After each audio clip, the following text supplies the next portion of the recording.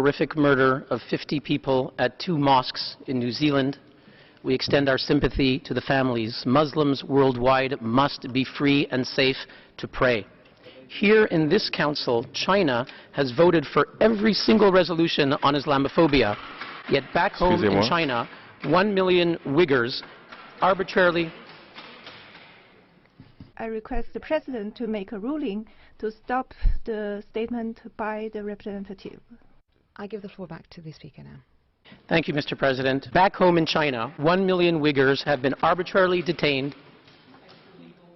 I regret that the President has allowed the Speaker to continue. Make a ruling and stop the statement by the representative. Speakers can make reference to specific country situations. We believe that the Speaker should be allowed to continue, as you have said. Thank you. I give the floor to the Speaker. Yet back home in China, 1 million Uyghurs have been arbitrarily detained in extra-legal political re-education camps. I need to ask the Islamic Group of Nations at the OIC. There's not a single resolution speaking out for the OIC on behalf of Muslim Uyghurs who are being subjected to the worst forms of discrimination.